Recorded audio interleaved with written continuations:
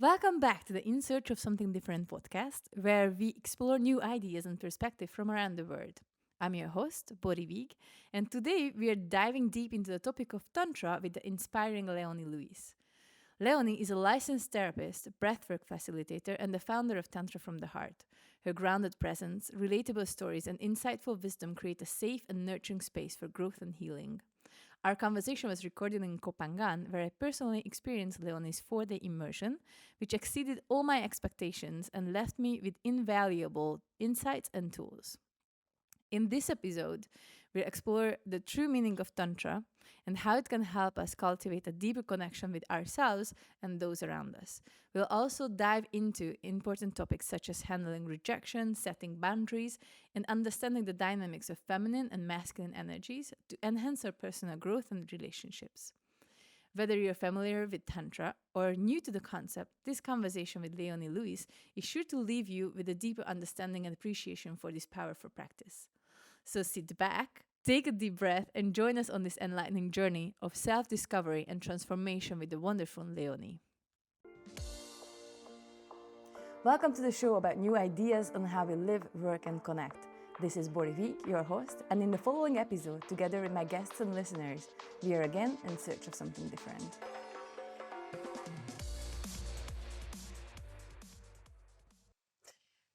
The reason why I'm really looking for this conversation, there's various topics, but I wanna start it somewhere. So, I met Tantra because of you, and I came to this island, seeing all these people smiling and all this, like, there's this weird smile on their faces, and I was just so skeptical about this. Like, why are they so smiling? Like, they must be faking it.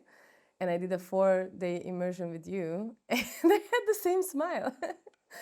And I realized there's so many people who attended to your course, and everybody recommended it to me even before getting into the island. Yet, when I tried to explain this to someone, I had a 20-minute conversation with someone, and after 20 minutes, when I was explaining various things about that we can still talk about after an immersion like this, when I was telling it, after 20 minutes, he asked me, so like, is it like an orgy or? So what's the difference? So I was like, all right, so I think we need to start over. There's so many things that people don't know about Tantra, and I would like to start with this question: what is Tantra? Easy question, You have right? some time? What is Tantra? You started with a good question.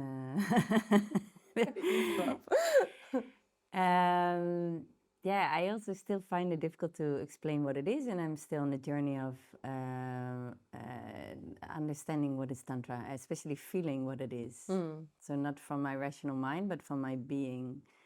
But one way, if I go to the practical, one explanation I really like, it's about weaving together love and presence, or love and awareness. So this is, in the essence, Tantra. So it's a form of meditation, in a way, or? Yeah, you want to combine meditation with love. Yeah, so many things can be Tantra if they're woven together, these two elements. Oh, wow. Okay, so that's why it was so difficult to explain, because there are so many, and then we play with this for 4 days. But then another thing that I felt when I was coming out, that people were really shiny, and then I just want to get to that point, like, how is it possible that people get like so shiny after immersion? But let's just go back a little bit to the beginning. So can you tell a little bit about your story? How did you start it? Like, where were you coming from? How did you end up on Koh Phangan? How did you end up in Tantra? And then I'll come back to the question also, what is Tantra? Yeah, Because this is cool, just a little part of it. Yeah. How did I end up in Koh Phangan? I came here 10 years ago, I think, for a holiday. And I studied psychology, clinical psychology. Okay. So before I ended up in Koh Phangan, I was giving therapy and always combining some breath work, a little bit of meditation, yoga with therapy. Okay. So I was always looking for combinations and to work on different levels with people, and especially people who had like mental challenges. And then I went to Koh Phangan, and there I started to get encountered with breathwork first. And I saw like, wow, what an amazing tool, especially rebirthing breathwork, so connected breathwork. I was amazed by how quickly you can go to the subconscious and really rewire certain ideas, limited beliefs you have about yourself, about life, and also release some stuck emotions. So is it only with the element of breath, with the help of breath? When you talk about breath work. Yeah, that's the breath work. You work with the connected breath, so in rebirthing. So you're skipping the pause between the inhale and the exhale, and the exhale and the inhale, and you're creating one continuous flow of breath. And somehow magically we connect to our inner medicine inside. So this is amazing tool anyway, because it's already there. And this is a natural way for us to release and also to see like where are we limiting ourselves and what are also our soul desires, we can get visions even. It creates also DMT. So for me as a psychologist, and I really believe in the power of therapy, I believe it's good for everyone. It's like coaching, therapy. We all, life is just very challenging. Yeah. It's very complex because we're very complex creatures. It's so complex, like as a human being, to manage everything together, your emotions, what society is telling you, your parents, your subconscious, your traumas you have from the past that you don't even remember anymore. Like so much is also subconscious, but it influences us in our daily life. And then nowadays we don't live in tribe much anymore, so we need to do a lot of ourselves. We need to be independent. We need to have an amazing love life, children, this, work. Like it's and then we have this complexity inside that if we didn't get enough support or clarity and unconditional love when we were young, then we need to navigate ourselves through life with all these thousands of things. Yeah. Which actually, for many of us, if we didn't get a proper foundation growing up, it's very challenging. And then one way is therapy, just to talk and to unravel things and not to blame your parents or to get stuck in the story, but to get a bit more clarity and what do we learn from the past and how can we take it from there. So I'm going a little bit too sideways. It's to your story. Sorry. Let it flow. Box is opening. So when I was giving therapy, I really see the value, and also I received a lot of therapy, so it gave me a lot of solid foundation, a lot of like more clarity inside of myself, how to navigate myself in life, how to deal with emotions, because I wasn't taught that when I was young, like how to. I had to figure out a lot of things myself. Yeah. And then when I went to Koh Phangan, I found breathwork. The rebirthing breathwork, and then I was like, wow, how quickly we can go to the subconscious and get insights and release emotions and connect to these emotions that once got stuck because they haven't been processed when I was young or when we were young. And this is called trauma. And so things we hold. So I was like amazed by the efficiency and also about the joy it brings in. So it brings in life force, it brings in aliveness. So compared to the therapy, I was like, wow, therapy is amazing and it's very important, I believe, on the level of the mind and also the emotional level. But if you add this breath work, I was like, wow, this is amazing. And it's very joyful. I never realized it could be so joyful.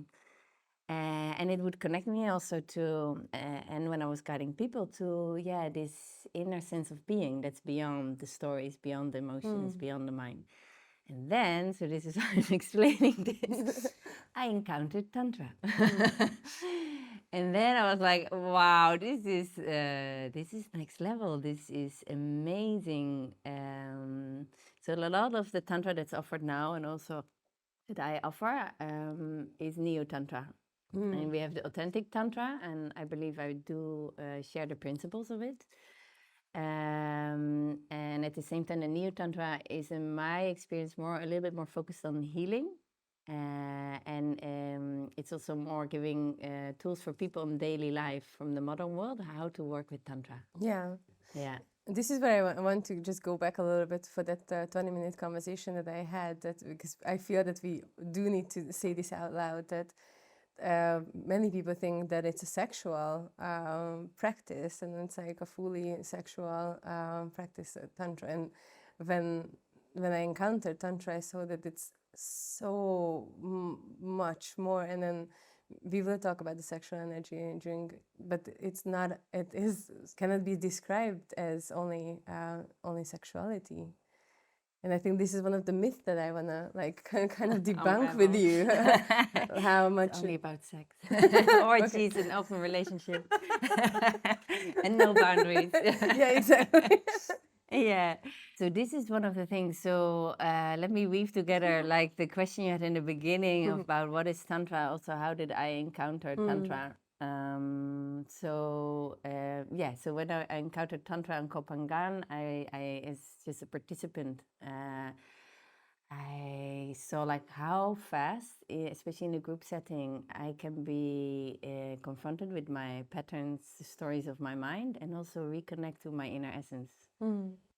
That what I said before is like beyond concepts, and which is so beautiful. So I was like, wow, sometimes years of therapy can bring you to a certain place. And then to take it from there into Tantra, I was like, wow, this is so efficient, so clear, and also so enjoyable. So then I got really, really enthusiastic, and I thought, this is my path. This is the next step, and this is what I want to, like, the rest of my life, explore and unfold and play with and understand. And one of the things I found out also, I in the past also thought Tantra is about sex. It's about the genitals. And where the confusion comes from is that in Tantra we embrace everything. So it's a spiritual practice actually, Tantra. And that means that we want to become present and also realize we're connected to everything. So in Tantra we say we are embracing everything that we are. So it's not about transcending from the body up to the universe, but it's also coming down from the universe into the body and rooting down into the earth. And we are born from sexual energy. I call it creative sexual life force energy, orgasmic love energy. This is where we're born from. So this is our essence. So in Tantra we say, yeah, let's embrace our essence, where we're coming from, and let's embrace our sexuality. Let's embrace also our mind. Let's embrace our bodies. Let's embrace our divine nature. Let's embrace our darkness. Let's embrace our light. Let's embrace everything that we are. So that's where the sexuality is also embraced. So it's a part of embracing everything, and under that umbrella is also the sexuality. And what they did in the West, they mainly focused on the sexuality, and they thought, Tantra is all about sexuality. Okay, what? Yeah, but it's actually about embracing everything, which includes also the sexuality. And in Tantra, you also have rituals around sexuality to work with the power. So it's a part of it. It makes so much sense, because when you say that you're embracing every part of you, I just felt that after a 4-day immersion, I felt that my self-esteem just, I don't know if it's a good word to say that it grew, but it definitely, I am where I'm supposed to be, and I'm embracing myself fully. And it's the reason why it's super difficult to put our finger on what is Tantra, and that's why we're both dealing with it. Is that there is so much thing going on, I would say, that is really difficult to express with words. I think this is what happens, that it's we try to and that's one thing that many people told me about your 4-day immersion, is like, so when is the theory? Like, is it like you have books and then you talk about it? No, like we have conversations, but it was also just experiencing something and then trying to put it together. And then when we are talking about self-esteem, there's various things that we are practicing that I found, I think it has to be crucial in our society, and I really want to talk about it. And then one of the things that I think people here in Koh Phangan are really amazing of is, and especially after doing Tantra is setting boundaries and creating safe spaces.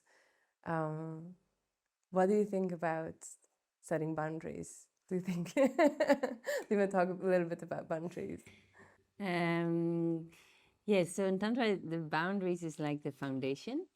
And in Tantra, I'm just gonna every time say a few things about what Tantra is in between this conversation. This is gonna be the title. What is Tantra? And, yeah.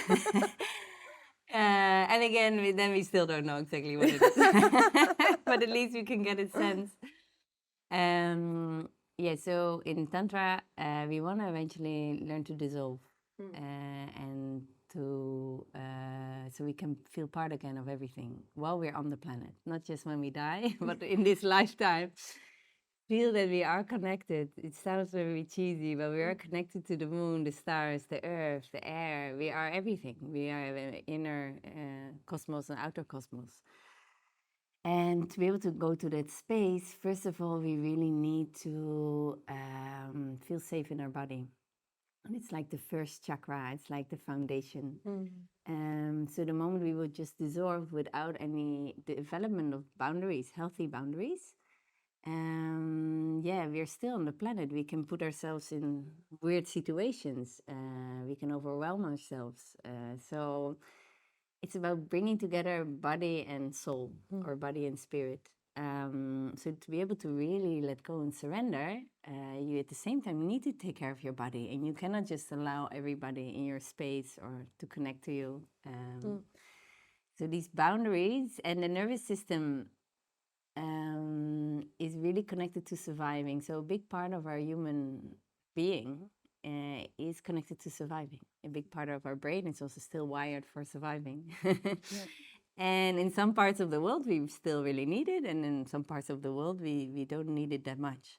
But it's still really active. So also to work with this nervous system that's over, I don't know how many years of the development of the human being has been wired to create safety, be in safe space, enough food, enough water, have a tribe around you.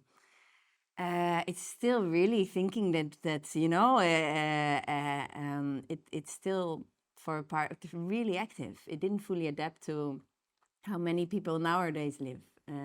That the physical body is much more safe. So in Tantra, to go to this space of surrender, to this space of feeling connected to everything, we also need to take care of this nervous system, of our surviving mechanism.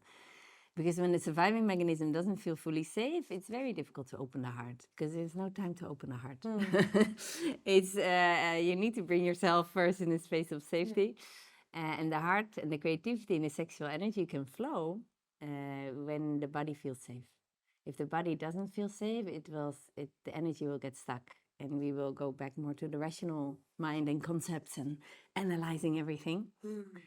So this is more general outline why, in general, in Tantra, it's important to set boundaries, because when you especially work in a group, the normal rules of interacting that society put on us, we a little bit move to the side to explore, hey, is there different ways of interacting, of communicating, of connecting? So this can create confusion. So we also come from different culture, different backgrounds. So it's very important to express the boundaries, because we're actually creating a new way of interacting. Because in daily life, for example, you wouldn't just come to someone and say, oh, can I give you a hug? Can I hold your hand? Can we breathe together? And this is one of the things in my retreats, at least, we do. And sometimes there can be also misunderstanding in there. So this is also one of the things, because there's confusion, because we go away from the normal way that's actually more being put on us by parents, society. We find a different way of connecting. And we can get into confusion, so it's very important to practice as a group also expressing boundary, listening to boundary, tuning into each other. And the moment the other person expresses the boundary and doesn't go into pleasing, then it creates also relaxation, it creates clarity. And from this clarity, we can relax and we can start playing and connecting and exploring. But the moment you're working with someone and the person is not expressing the boundary and you need to guess, you stay connected to the mind. Yeah. So this is another thing. Yeah, this is exactly what we were actually talking just before you came here. That I had actually difficulties before Tantra, and when we say that I even told you once that it's for me it's a 3-year therapy, only going for a 4-day immersion, because I was trying to get to understand how to express my boundaries before, and then we talked a lot with my therapist about this on how to, like, it's important that you keep your boundaries, and then eventually what's important, and I want to zoom out a little bit from this 4-day immersion as well, because it is a life skill that I believe everybody should have when we are adults, that you know what you need, and then you can express it, because once you express this, the other person can actually stop guessing what you say. It's not going to be, if you always need to kind of tiptoeing around each other and thinking like, okay, is it good for this person? Is it bad? Like, am I too much? Am I too little? Like, is it okay? Then you're questioning yourself eventually. And that, I felt, decreased my self-worth, because it put me into question myself all the time. So then I eventually get to the point that I'm not good enough, because I was in question about myself. But if I know what I mean and I express this need to somebody else, and then the other person does the same thing, then I can be okay with who am I. But you also said that it also starts with identifying your needs. So it's not that easy to just setting the boundaries, because some people don't even know what are their needs that they need to set their boundaries, right? Yeah. So if you didn't, when you grew up, if you was not enough space to practice it, and for part of the people that later in life, it's very difficult to really tune in. Actually, what is my boundary? What is my desire? And then the second step is expressing it. And how do you express it with the fear of maybe rejecting someone, being rejected? How can you express it in a way that you're authentic and at the same time sensitive? So that's the next step. So this is a whole thing, that is not so easy. But the more you practice it, and first of all, become aware of actually what is moving inside of me. How do I feel at this moment? What is my desire? And knowing that this boundary and desire can also change. Depends on the person, depends on the situation, depends on what's happening in your day. And that's another thing that people, at least in my society, don't have enough space for, to say, hey, actually, I feel this. And then maybe 10 minutes later, you're like, hey, then now it's a different situation. Actually, this is my boundary. This is my desire. So often we think, okay, we agreed now, so I just need to do it. Yeah. Or I hear a lot, I don't want to ruin it for the other person. I don't want to reject or hurt the person. Instead of, hey, no, I'm actually expressing a boundary, a desire, and I'm helping actually the present moment because I'm authentic. And only from this authenticity, we can relax, and then energy starts to move. Yeah. So you're actually helping each other by putting a boundary or expressing a desire. But many people are wired that it's a negative thing. Yeah. And it's better to please. Yesterday I was in I was practicing, let's put it this way. I was in a group activity where we practiced boundaries. And then I said, there was this, we went around expressing how we are feeling, and then I realized that there is a story that wants to come out of me. And it's usually, sometimes my stories just like pop out. I communicate a lot in stories, and the story just popped up when I was, I think, like 6 or 7 years old, and I was in elementary school, and there was this kid who was left out. He was bullied, and I felt so bad for him. And then he had a crush on me, and I felt so bad for him that I went to the bush and kissed him, because well, I mean, 6, so I was 6, so I cannot say that I was not attracted to him, but I was not in love with him, and I still did it because I felt sorry, and I felt what he felt, and I wanted to wanted to make him feel better, and that became a ritual that we did for like I think weeks or months. I don't know, when you're 6, it's like it's a time is a different container, but we did it various times, and I couldn't get out of this because now that was just a thing that I do. And then I did tell this yesterday when we were in this group activity, that I'm afraid that if I'm going to, I still do this when I feel that somebody in a group is being left out or being in a different space, then I just want to go there and then make them feel better by putting my needs below somebody else's needs. And it's such a cool thing to actually practice this, that I can still feel sorry for somebody, but keeping my energies and saying like, yes, I'm not gonna kiss you in the bush just because you had a bad day. And I think many people do this. Many people struggle with people pleasing. Yeah. How is it so? And it comes from the lack of rejection, I guess. Or where do you think it comes from, this whole people pleasing? Yeah, because again, yeah, your questions have so many layers. I need to pick one layer. Just pick one and go with it.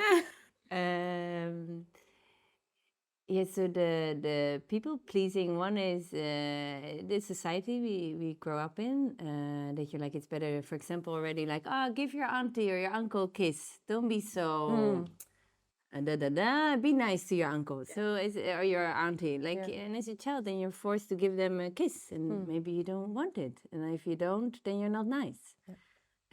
So when we grow up, many of us, again, we hear like that you need to please. If you don't, you're not a good girl, not a good boy. Yeah.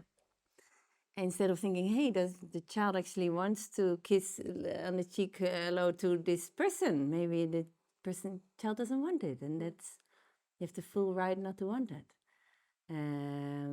So this is also something that happens, that we grow up with. It's, you need to please, otherwise, in essence, you're not a good boy or girl. Yeah. Instead of, oh, I would like you to do that, but if you don't want it, it's okay, and you're still okay. Yeah.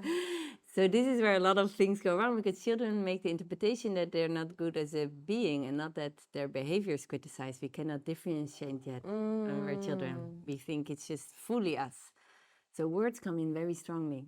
So this one part, and the other part is that we also have experience with being rejected or being excluded, many of us. So we are really, if we see someone else being excluded or rejected, we identify fully with it, and we're like, oh, when it happened to me, it's just so horrible, so I don't want this to happen to the other, so I'll do everything to prevent it. So it's also a projection of our own unresolved issues.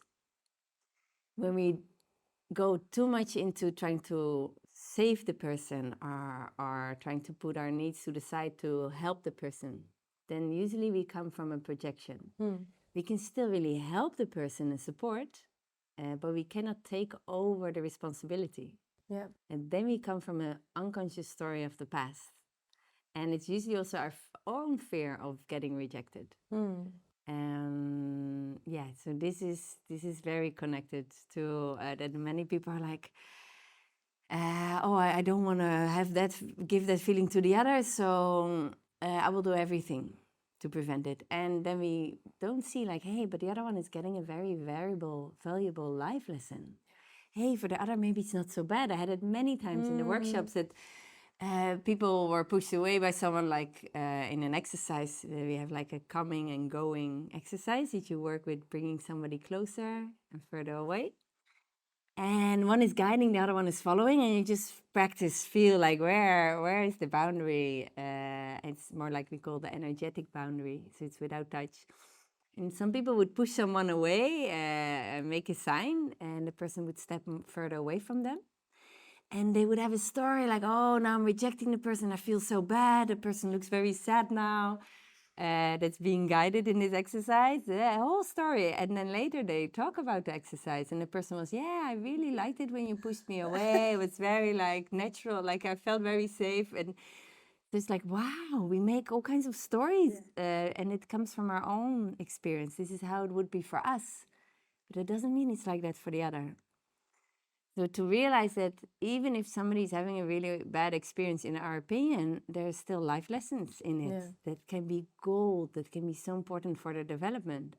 The other thing is that it's often also part of our projection. If we start to feel pity, so we can feel compassion, but if we feel pity or sorry for the person, then it's a projection. Then we start to fill it in. So again, it doesn't mean we cannot help someone, for sure, but it comes from not the lack. It doesn't come from lack or I need to save the person. It more comes from, hey, I'm just feeling from a space of peace and love to support this person a little bit.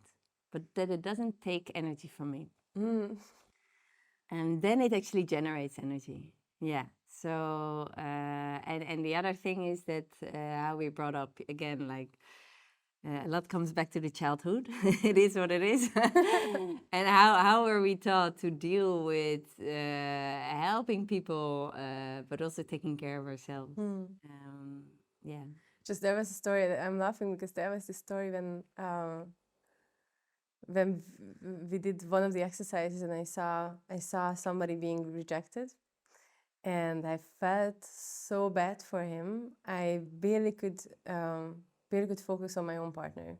So it was a partner exercise, and I saw somebody's partner just stood up and left, and I felt really bad for that person because I felt that he's misunderstood, and I was so much in his story that eventually my partner told me that partner of this exercise told me that I felt that you're not looking at me, like you're not paying attention to me.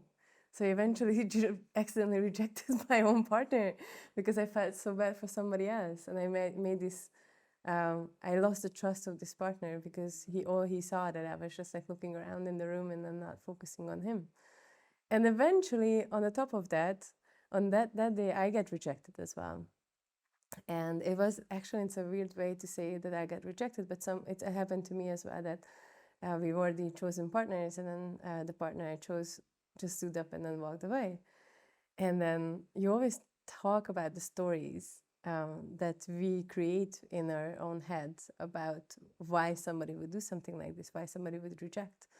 And it usually comes back to why you're not good enough. So I tried to get rid of all these stories. And then I have to say, before coming to Koh Phangan, I had a series of, I would say, 1.5 years when I get so many rejections that it started to be a pattern. And my therapist was saying to me, like, yes, because you are rejecting yourself. And then at that moment, when this guy stood up and walked away, and I remember you telling, like, don't put the stories, because I started to say the stories, like, maybe I was just like, I don't know, to this, to that, like, I don't know what were the stories, but then I stopped myself. And then I realized it doesn't really matter. But I think we're just so afraid of being rejected all the time that we are not expressing anything eventually. So then we can't even be fulfilled. Yeah, and from there we go into pleasing, and then we actually limit the experience because we put the experience in the box. Yes. And yeah, and most of the, especially if we have a fear of being rejected, we bring it into our lives because our outer world is a reflection from our inner world. And then we see, I'm getting rejected. But what you say, it's actually you are rejecting a part of yourself, and other people respond to that. So this is how the inner world and the outer world constantly are a reflection. So the more you embrace yourself, and you're like, yeah, I have these parts. Maybe some people, I don't like it that much, and this I do like about myself. So you embrace yourself as a totality. And then the outer experience is really different. And then you can also see that somebody's not rejecting you, because the rejection is actually the story upon something.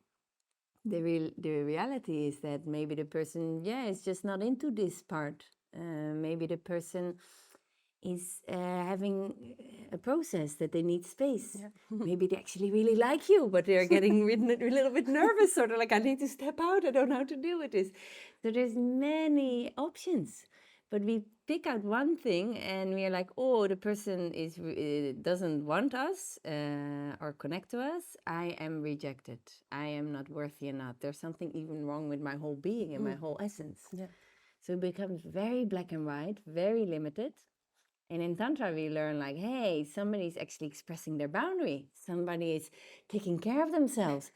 Oh, this person is teaching me how to deal with this story of rejection and the feeling that's there, so I can really expand even more. Wow. So it becomes a whole different experience. And after a while, you can even enjoy rejection. And I can tell a little story about it, Okay. a personal one. It really opened me up. So many, I think 6-7 years ago, when I was already in Koh Phangan, I had this neighbor, and this neighbor, it was really nice, but I was like, I need to stay away from this guy because he's not the type of guy I want to be with anymore. I want somebody more connected to the heart, more loyal, that I can trust more. Because for a few years I had men in my life that I felt, they're not really there. They're not committed. I really want to break this pattern. But then he was my neighbor, and every time he came with some tea, some chocolate, I had some spiders in the house, so he would take the spiders out and save me. That's a move. And then slowly I did find some kind of attraction. He was very intelligent, charming. And then eventually we had a sexual connection, and I really felt like, no, I don't want to go on this path anymore. And then we started for like 2 weeks. We were hanging out and connected, where we saw each other all the time. And then I went to some workshop, and he also went to the workshop. And there he was sitting next to someone else. And I was like, I don't know what our connection is. And we didn't have any clear agreement about this also. And then that evening, I heard really loud sounds of banging and like wild lovemaking. And it was in the middle of the night, and my whole house was moving, like shaking. And I was like, "Oh, what's happening here?"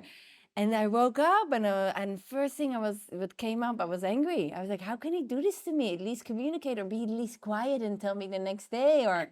This is not respect. We were together for 2 weeks, like intensely. It was not that we laughed together. We had a deeper connection. Like, how can he do? I'm gonna run to him now and tell him that he's. And then suddenly I clicked, and I was like, I felt, no, I'm not worthy enough. This woman is more beautiful, more tantric, whatever. This is just always happening to me because I'm not like this or not like that. So I went to really from anger to low self-esteem. And then suddenly again, click. And I heard a voice in the background, Leonie, it's now or never. Or you're moving through it, or it will happen again and again until you're learning the lesson. And I was like, oh, yeah, I don't want, okay. So my bungalow was shaking, and everything was moving. And I hear like, sound next door. And I stood up. I raised my arms to the sky. I really opened it, and I said, okay, give it to me. So I heard this sound and this movement that would actually really trigger all my insecurities. And I opened up, and especially the part of the solar plexus for me. So that's the middle part of the back, the part above the navel, below the chest. It's really this inner authority, or inner feeling healthy self-esteem. It's really related to that part of the body, and I felt it burning, and then my whole body started to shake, and all the low self-esteem feelings under it just started to shake out of my body. And I was just having my hands up to the sky, like really inviting the trigger in, the sound and the movement, and feeling it fully, allowing the experience fully to move through me. And then it took like 5-10 minutes of very intense also shaking and releasing layers, not from my mind, but it would just happen. And then I had to laugh. I was laughing so hard, and I was like, why am I laughing? And then later the next day I went to this workshop. It was like a 3-day workshop, but I saw him again, and he was a little bit sneaky and a little bit. And so I did eventually approach him and told him like, hey, I don't like it. You didn't come to me, and you don't speak to me or say something about what happens. We do have some kind of connection. So I was very clear on my boundary. And I said, I really don't appreciate it. And at the same time, thank you so much. Thank you. I feel great. I feel amazing. It is just a very valuable experience for me. And I still appreciate you as a human being. And that was for me such an amazing moment in my life, that the stories first were there. I dropped the stories. I went from anger to a story to a rejection story to just going to the feeling and the sensation that was connected actually to my past as a child. And I fully allowed it. And I was like, give it to me instead of no, pushing it away. And this created a huge transformation. It was really this full surrender. And I didn't understand it with my mind. And then I realized, like, wow, this is actually a gift, even though it was very painful at this moment. It was really like, Wow. it really showed me a deep, deep insight. Okay, triggers show actually parts of you that still need healing. And the moment we get stuck into the story, we don't go to the deeper layer of the unprocessed emotions that's under it. And this was very clear for me. And it actually brought so much laughter. And after that, I wasn't attracted to men like this anymore. Wow. The attraction was gone.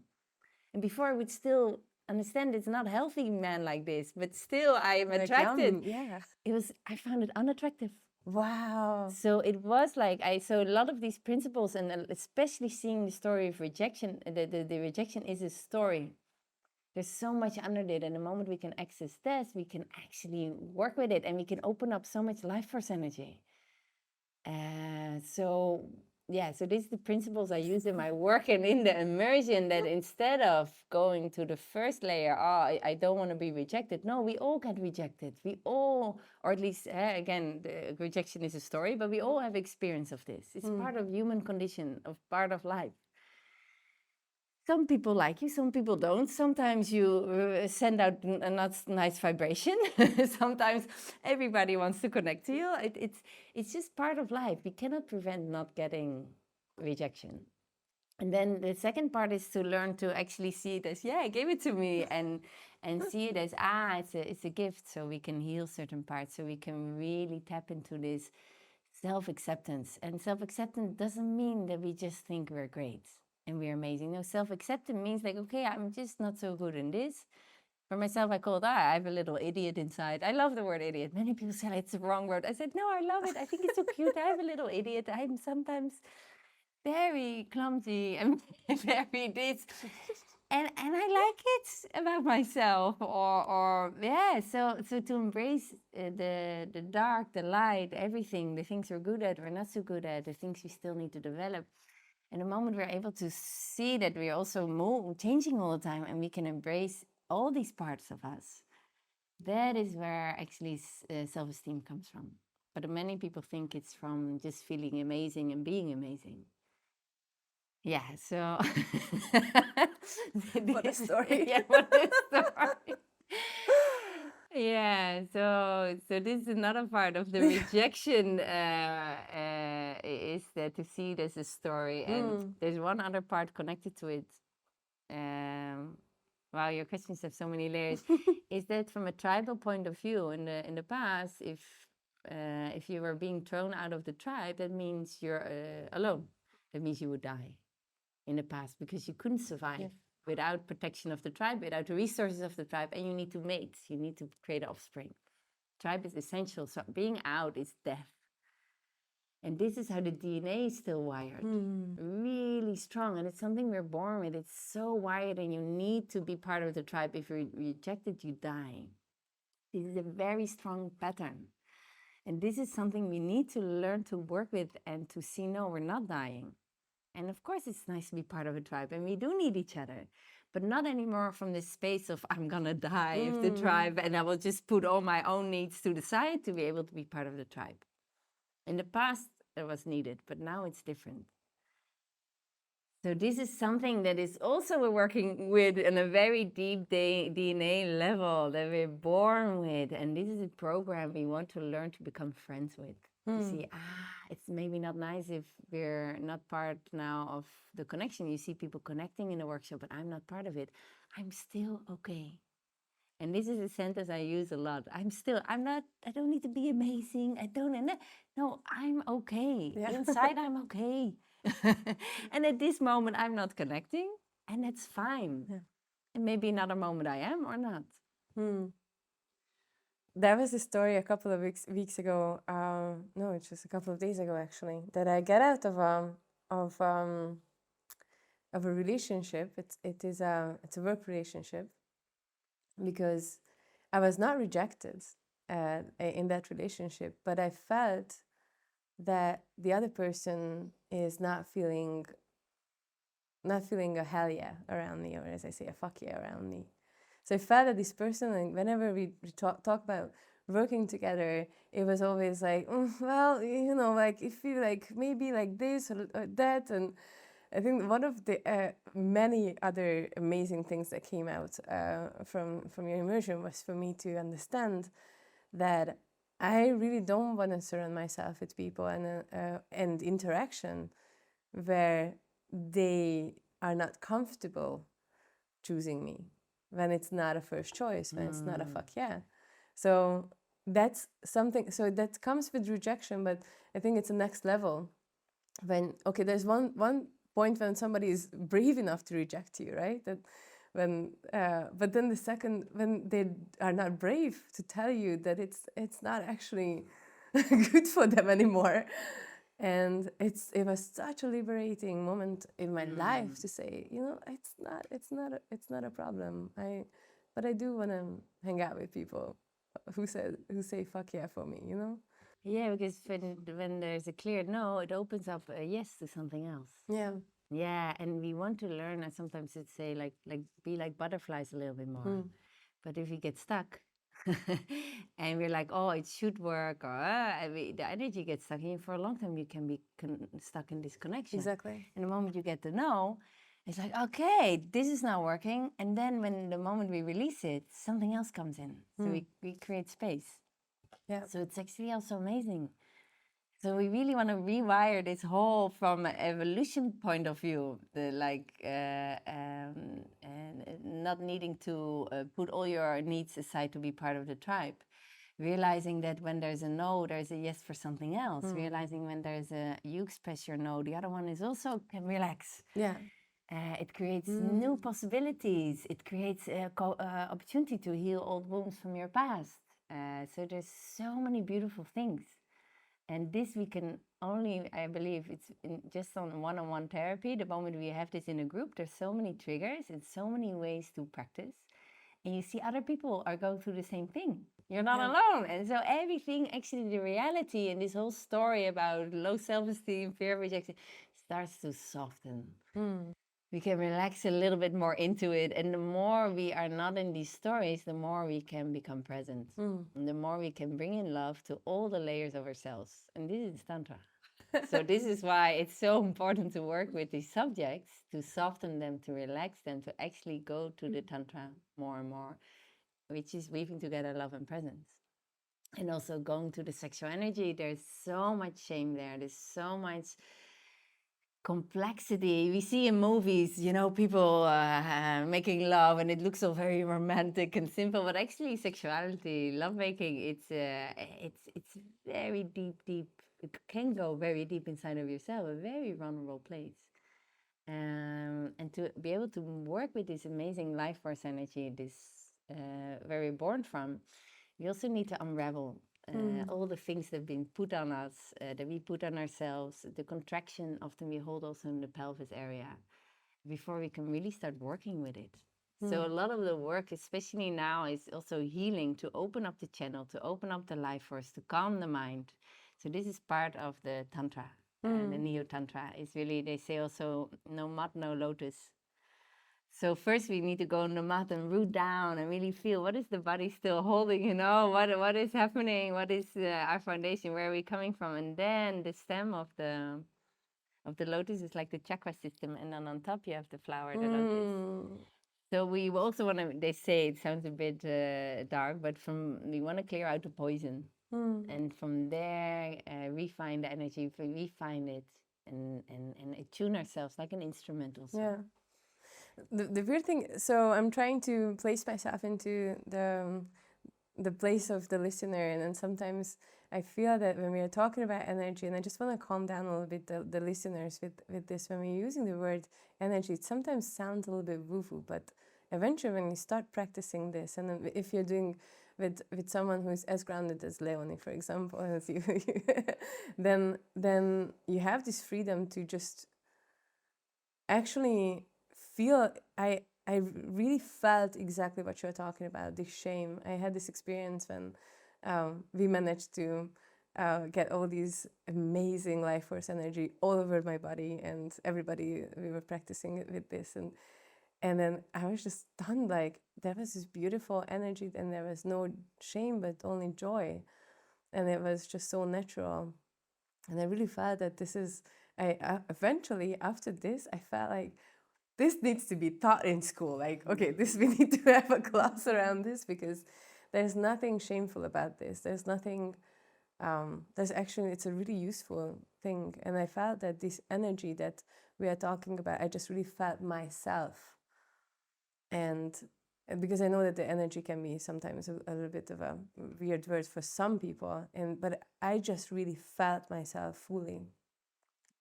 That was one thing that I felt. I know the layers. I'm putting extra layers in the Yeah, and energy you can see like when we eat food, it's transformed into energy. So it's even like our digestive system is creating energy. So if you look at it from that, it makes total sense. Yeah. Yeah. So this is also how we can start seeing energy. Something is transformed into something else, just like food. Yeah. And one of the things that everybody experienced, right now I have to add that I feel that we could go on. I have so many things that I still want to talk to you about. I will find the end of it, but there's a few things that I definitely still want to bring into this particular conversation.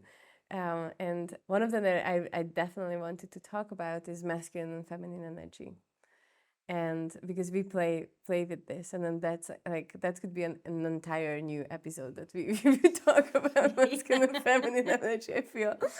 But what I felt when we were practicing is that this masculine and feminine energy is so complicated in 2023, and we have so much additional layers and then gender and all these things. But eventually when you practice something, I felt for a long time, because when people told me that I'm always in my masculine, and then I started practicing and I realized it's not true. People project something on me, but it's not true. I have a beautiful mix of both.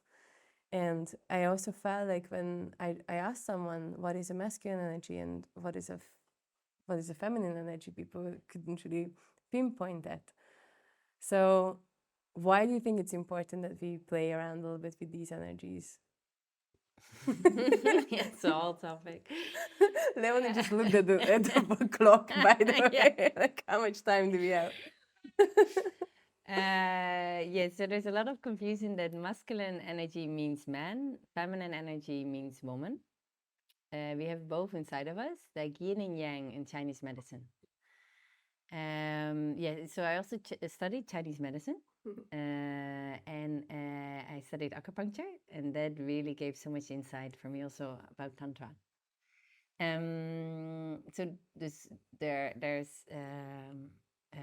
in Tantra we work with this polarity of masculine and feminine. We can also call it yin and yang, but it's just more easy to get a feeling of it when we say masculine and feminine, because in general, men are a bit more connected to the masculine, and in general, women are connected more to the feminine. But we have both inside, but it can also be the other way around. There are also women who have more connection to the masculine essence, and men who are more connected to the feminine essence. But if you look at the female body and the masculine body, that has a certain representation of masculine and feminine. So on a physical level, it's often more correct. But correct, it's not the right word. This is very difficult to explain because many people still fall into man, woman. No. I know. So what it is in Tantra, we have masculine and feminine energy. So yin and yang, for example. And one is more, you can see there's two magnets, just like on the Earth, there's a North Pole and a South Pole. Okay. So the North Pole is the masculine, the South Pole is the feminine. We also have it inside of our body. This in our perineum, between our genitals and our anus, is the South Pole. On the top of the head, a little bit in the back, is the North Pole. And every cell has a North and South Pole and creates in our body and creates electricity, Just like the Earth is creating an electromagnetic field through this north and south pole, just like when you have two magnets, we have the same on the top and the lower part of our body, and the same in every cell. And in the same, the whole universe works like that. So that's why all the planets are also spinning and create electricity, because this north and south pole. So this is on a on a microcosmos, the polarity, and we can also have it in between people. We can play with this. If I connect, for example, we're two women, but at this moment, if I connect more to my feminine and you connect to your masculine, if we practice Tantra through breath, intention, or presence, we can start to create energy together. We can multiply energy, just like two magnets. So, but this is not really fully going into your question. This is just an explanation. So the masculine and the feminine energies point to certain qualities. So the quality of the feminine is more surrender, it's receptive, it's going with the flow. It's like a river flowing. It's the creative life force energy. It's actually everything that's created on the planet is the Shakti, is the feminine. It's the things that fill up the space. And then the masculine is like the river banks. It's like the space holder. It's like the container, the emptiness. And both, they create life. They create interaction. They need each other. So without the river banks, the river is just all over the place. Without the river itself, the river bank is just empty and dry. Yeah, so nowadays it's beautiful that we're going out of like, okay, I'm a woman and I need to behave as a woman. I'm a man and I need to behave as a man. And this is what it means to be a man and a woman. As a child, you wear pink. As a woman, a girl, and as a boy, blue. So it's beautiful that it's opening. Yeah. And at the same time, I see, at least in my experience and also what I see, that it becomes too confusing, Yes. too open. And it's almost like not good anymore as a woman to enjoy that a man is opening the door for me. Yeah. You know, that a man is, I will take extra care in protecting. So, you know, if you need some, or like, hey, are you safe in your scooter? Let me fix your scooter for you. And let me pay this for you. And again, I don't want a man to all pay everything. But if I go on a date the first few times, I do like it when the man is providing. And it doesn't mean that I cannot do it. So I don't want to come from a rigid idea. And I really believe in equal rights and everything. And at the same time, I love to connect to my feminine. And for that, I love the man to connect to his masculine. And sometimes I like to connect to my masculine and the man to the feminine. But if I'm, especially in relationship, if we want to create this electricity, if we want to create this magic, you know, that you can have with someone, even though you don't talk, sometimes you can meet someone and you're like, oh my God, I feel so much electricity. We didn't even speak. This is called power. This is polarity. This is this masculine, feminine. And still, it can be two men together. It can be two women together. So with this, the moment it becomes too equal, so imagine you have two magnets that are the same. What happens to the energy? It just drops down, or it comes to contradictionary. It doesn't work, or it falls.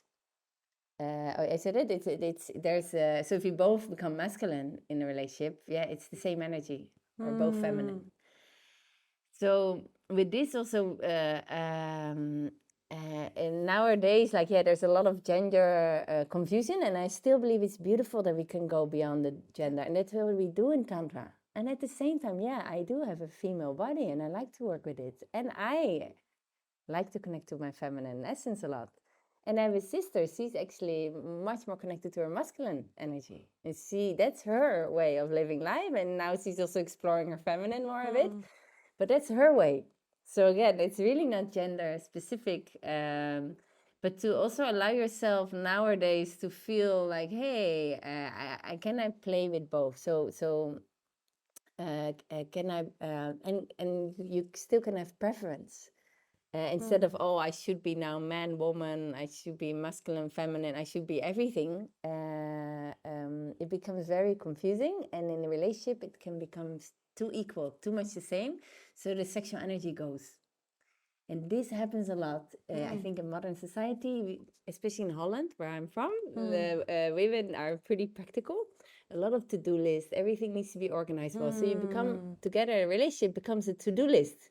And then you also need to have wild sex and love making and attraction, but you both become too masculine. Yeah. Or here in Koh Phangan, the men in general become too feminine for me, and then they all talk about their problems and they want to be held, and then I'm like, yeah, but wait a moment, I become now like a therapist, I become like a space holder. It's too much femininity for me.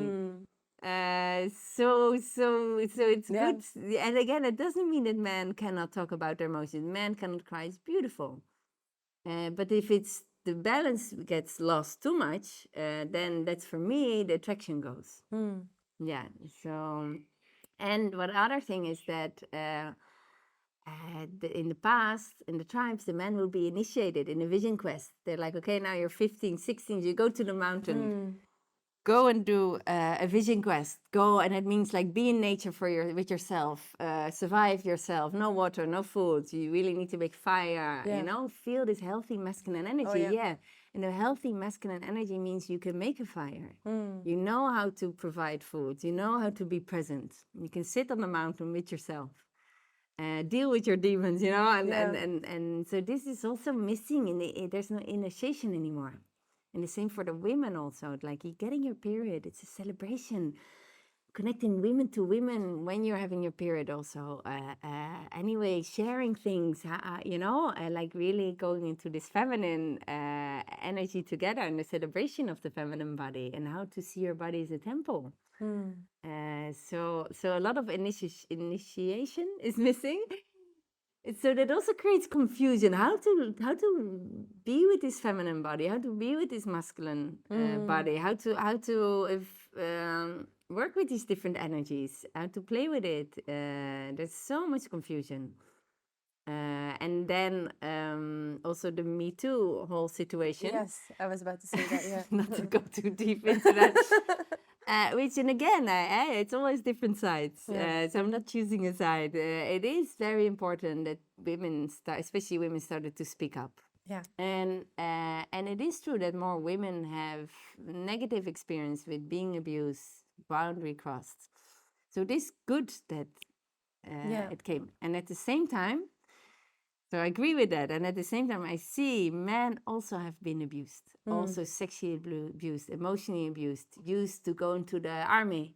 Yeah. So there's a lot of abuse there that sometimes is really often is being overlooked, that it's only the women. Yeah. Also, men have experience with really boundaries being crossed or being misunderstood, that it's just the culture and the women jump into conclusion.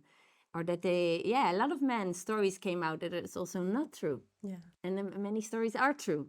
Yeah, so I just want to acknowledge that it became a man against woman. Yeah. And so at the same time, I really believe it's important that it came out. And at the same time, the next step is then how can we work together again? Because now so many men are so afraid to get into a Me Too story, also in immersion, and they don't dare to do anything anymore. And the women are like, hey, why are you not, showing yourself? Because they're really afraid to hurt women. And they don't also trust enough that women will speak up. And also for the women, we need to learn to communicate more clear. We need to say, hey, and for that we need sisterhood. Yeah, so the moment we feel sisterhood, we are like, hey, actually we need to learn this, teach these men, like, no, this is not how it works here. Maybe you were taught this in this culture, but no is no. It's not a maybe yes. Let's stop the situation. So it has many things we together as men and women can and need to learn to cooperate to take it to the next level and know, okay, we all want beautiful connection. And we all want to have the same intention. How can we use the masculine quality and the feminine quality to make something more beautiful? Because it has a lot of both have beautiful qualities, and they need each other to, or when they work together, it's amazing. And now with Me Too, it became a little bit like more separation. Yeah. I think we need a little bit of time of healing from the shock that was happening in Me Too. So there was like, I think many men were like, we had no idea that this is happening to you. And that's why it was amazing that we spoke. But eventually, what you said, they're now really careful, and not because they're afraid that we're going to sue them, but because they started to mistrust that we are going to communicate. Yeah. And then one of the things that I think one of the sexiest thing that I ever told a man, meanwhile an encounter, is that I said, I feel safe with you. And as soon as I said, I feel safe with you, he could be in his masculine so much and take over and, you know, being super playful and get this animal instinct out of him. Because not only he knew already that I'm feeling safe, but also he knew that he can trust me, that I'll tell him when I'm not. And that was an amazing experience for both of us. Yeah. That was creating such a safe place for both of us that I just only said, I feel safe with you. And this is just a tiny part of communication. When we say about communication, we not only need to say no, but we need to say yes. This is it. This is what I want. This makes me feel amazing. So keep doing, and then not lie about it. Another thing that's important. Yeah, and this is the next step. I really, instead of looking what's wrong and what we don't want, the same thing. Okay, what is right, and how can we build upon that? Yeah. And we all have unhealthy masculine, unhealthy feminine inside. And the unhealthy masculine, for example, is too controlling, too much in the mind, not being sensitive enough, too much goal orientated. And the unhealthy feminine is too emotional, too all over the place, dramatic. So we have that inside, and we have healthy and masculine and healthy feminine. So the healthy feminine is going with the flow, being creative, spontaneous, also wild. The feminine is super wild energy, amazing. It's alive, you know. And the healthy masculine is really being present, holding the container, being able to let the feminine flow and move around, and being present, connected to the center. So it's up to us. This is the reality. We all have this inside. These 4 parts in a way, and then we can work together and say, how can we focus more and focus on the healthy masculine and feminine, and the unhealthy, that it becomes friends of ours, and then we learn a way to communicate, to befriend it, to take care of it together. And then we can transform in, you know, so many things, instead of only focusing what is not good, which is a good start. And really important, because we did create more awareness of how much abuse there is, and how the women are more vulnerable. It is, and how it's important to speak up. But I hope now we will take it to the next level of how to unite again and really use each other's qualities. And I hope, and that's what I try to do in immersions, also in the Tantra immersion, is to see again, we all are suffering, you know, the masculine is suffering, the feminine is suffering. The masculine does have sometimes needs clear communication, needs the feminine to go more to the heart and tune in and understand, and the feminine needs also the masculine. You know, needs is not the right word actually, but it can really be empowered by the masculine also in, okay, let's stay present, let's focus, let's create a container. So it's really like beautiful to get the opportunity of men and women to reunite again, and see that we have all this inside of us. Yeah, so the separation is getting less and less, and then we can go to cooperation. I wanted to have a finishing tone, kind of. I feel we just started. Yes, I know. But I would like to, so I don't think I've seen something like this before, when people go so crazy after attending a 4-day immersion. Everybody who I know is like, became, I want to say your soldier, but soldier has a negative connotation, but like, we all want to spread news about your work. And even though we started with like, what is Tantra? We're like, we don't know, but we just know that it's really healing. It's really helpful for a lot of people. So I know that you're now expanding, and then you have a mission. Can you put, I'm not sure if you can answer this question, and you can just say, I don't know, but let's see what happens. But do you have a mission that you can articulate? Yeah, I'm gonna try to wrap it up together. So one of the things I believe that's happening now if we do go to the sexual energy, which is part of Tantra, is that there's so much confusion there, so much abuse, so many people not connected to it in a healthy way. And this sexual energy is connected to our essence. It's the energy we come from. So one of my missions is to help people again to release the shame around their essence, release the stories, and bring it back to its natural state. And the natural state is that we can use this energy to make love and have sex. We can also use this energy to open our hearts, to write a business project. It's a huge source of energy that is there. It's like a cooking pot. But we don't learn in school from our parents' society how to work with this. And then people go into porn, they go into misusing it, they disconnect from it. And this is a very limited way of working with this energy.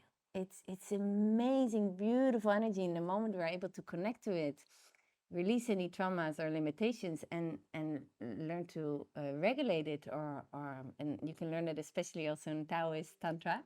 There's beautiful practices there. Then we can learn to refine this energy and to play with it.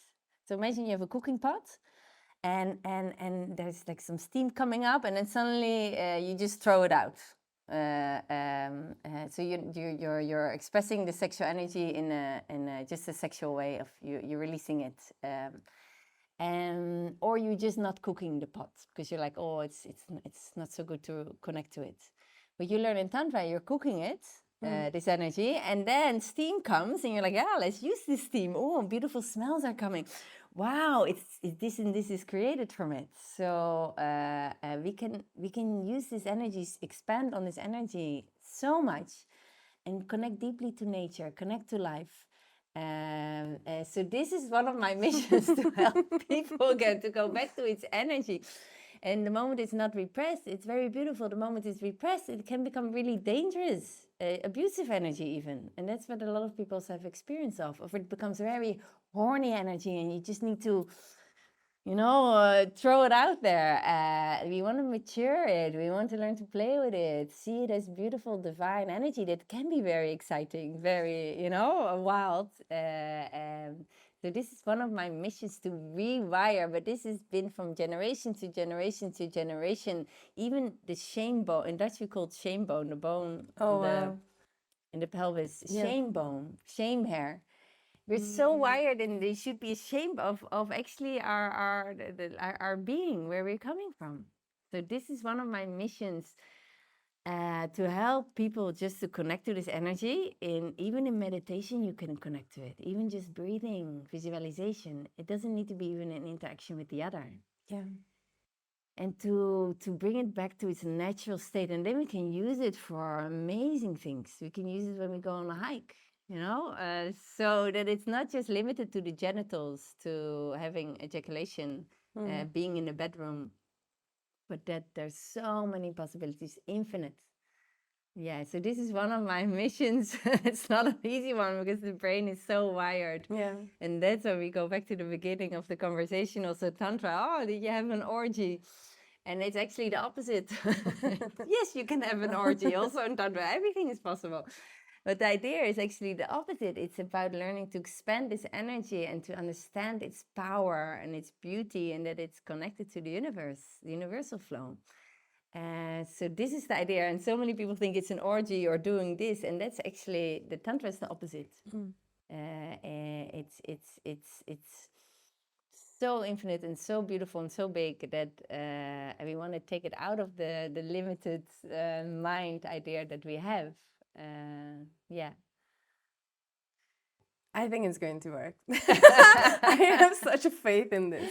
So Leonie, you're going on tour. Yes, I'm going on tour. I don't know when you guys are going to listen to this, but I think the safest if you just go to Tantra from the Heart website, where there's going to be also information about the upcoming immersions. I highly recommend everybody to travel wherever Leonie is and then participate, and also take 3 days out after the immersion because we didn't talk about that part, but it needs some time until you get back to your senses, and yeah, take a holiday and then go to this journey, because I think this was for me one of the most healing 4 days that I ever participated. And then now you can, listeners, now you can have a little bit of a glimpse of what we were talking about and what's happening without actually telling what's happening on an immersion. and I really hope that you're just as excited about this coming to everyday life, because I think it's happening. I think the future, I really feel that the future is going to contain Tantra as a natural practice next to many other things that are now fashionable. And I'm looking forward to see this place. And also, I'm so grateful for this conversation. It was a bliss. I really enjoyed it. And I wish you good luck with everything that you're doing. Thank you. Thank you for inviting me. Yeah. Thank you so much. You are listening to the In Search of Something Different podcast, where we talk about new ways and ideas on how we live, work, and connect. If you like this episode, don't forget to give us a 5-star rating, as it helps in this world. And also, you can say hi on Instagram. You can find the show under In Search of Something -different. I'll come back to you soon with the next episode, but until then, don't forget to stay curious.